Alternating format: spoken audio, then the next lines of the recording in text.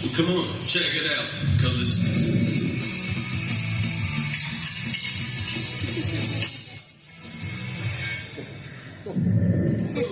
Yeah, kids, welcome to Science Time. Tonight, I'm going to show you how to make your own real-life zombie. It's fairly simple. First, you're going to need a bottle of booze. Now, alcohol is made when tiny little egg-shaped organisms called yeast eat sugar and die in their own waste and let out ethanol, and then we drink it and fucked up. Death is awesome. Well, first you get the bottle of alcohol, and then you go find you somebody, preferably somebody better than Roxy here. Oh, hey Roxy, would you like a drink? Oh yeah, I'd like a drink. Oh yeah, and you stuff them full of alcohol. Now they don't know what the hell's going on. Hello everyone, it's your old friend Halloween Jack, and I am honored and extremely privileged to talk to you about the next inductee into the Horror Host Hall of Fame, Hack of Hack's Horror Show. Now, I had met Hack years and years ago when he had contacted me about being on the Monster Channel, so I asked him to send me some links to his show, and he did. And when I first watched it, my first reaction was, whoa. It was like getting hit in the forehead with a sledgehammer. And I mean that in a good way. I mean, the show was very adult-oriented and very different than anything else we had on the channel. But I loved it, and I knew we had to get it on. So he and I talked, and fortunately, he agreed, let's put it on after midnight, and that's where it's been on the channel. Saturday nights at midnight for many, many years, where it's very well loved and very well watched. Now, as I started to watch the show, I was like, wow, this show has so many layers to it. It's like a horror host variety show. You're talking about classic horror. You're talking about indie horror, indie shorts, trailers, guest stars, music videos, and, of course, wrestling.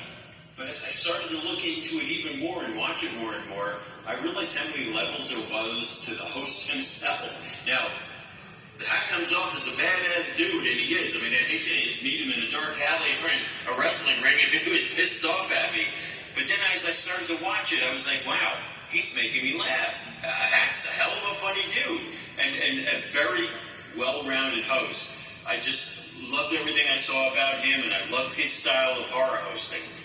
And as I delved even further into the person, I realized that Hack was a promotion machine. I mean, not only promoting conventions and wrestling shows, but creating them himself and inviting his fellow horror hosts and supporting the horror genre and supporting the horror host genre, which always speaks well to me. I mean, he was all about it, and he's all about the genre and all about horror hosting. When you talk to Hack, his love of the horror genre and the horror host genre is so apparent. I mean, he's constantly grinding away at the promotion of both. Matter of fact, I'm sure that the phrase, the hardest working man in the business, was created just because of him. Now, through the magic of video, I know that his lovely wife and his brother Matt Raby are in the audience. No, of course I can't see them, but if I did, I'm sure that the expressions on their face would tell it all. I'm sure that the look on their face is one of how proud they are of this moment and how proud they are of Hack. And of course, I shared that with them because I am so proud to induct Hack into the Horror Host Hall of Fame class of 2025. Congratulations, brother. Wait.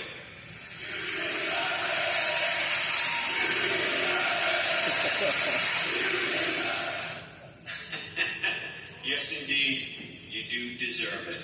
Congratulations, Hack. Love you.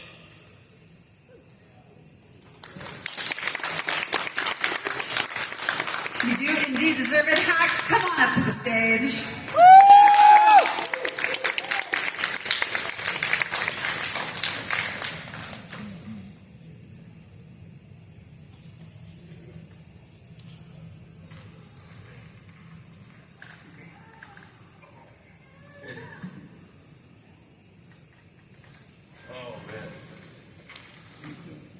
Hi, kids.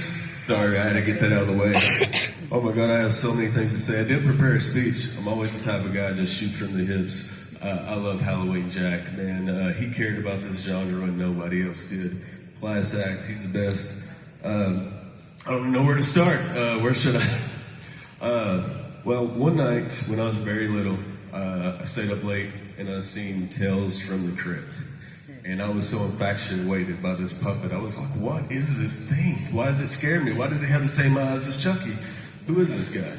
And I was just so enamored, not with the stories, but with the host itself. And I was like, there has to be more. And that's when I knew Elvira from her pictures, but I didn't know what she did yet.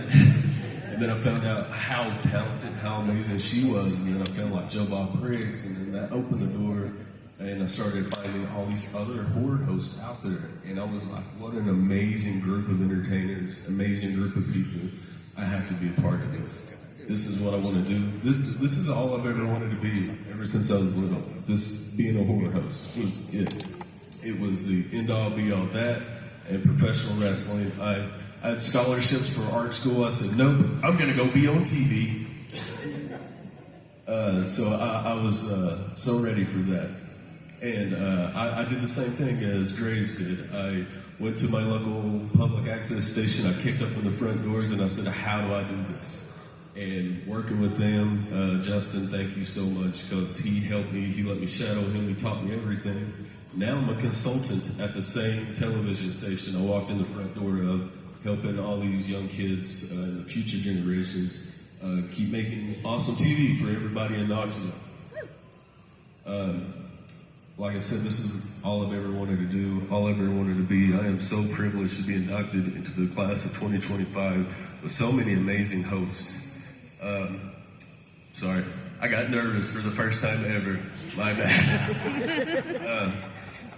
But no, when I was younger, this is late 90s, early 2000s, one day I had this ideal and I was like, man, we can't do this. And me and my brother, we put some tape on the TV and we held the camcorder up. We started videoing an intro and then it got started from there. We started doing our own little talk show thing, and we were making VHS tapes, selling them out the back of a trunk of a car.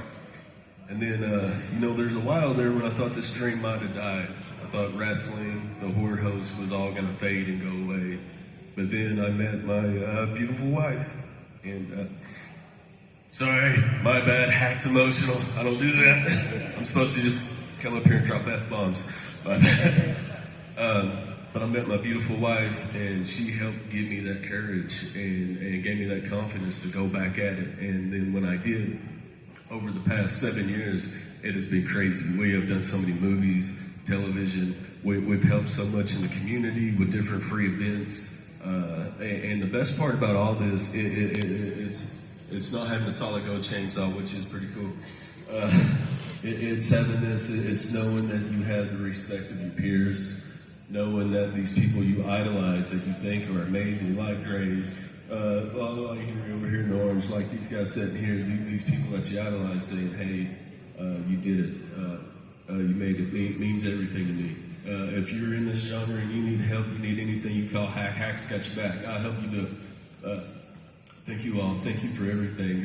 Thank you, Rassfield. Thank you to my boy Wayne Willard, Kofi Jones, Doug Cox, the Rabbit Pit Bull, Matt Raby, the entire total professional wrestling roster, everybody, all the hosts, all my family and friends, my sons, Draven, Evan, my uncle, James Raby, the greatest man I've ever known. Thank you. And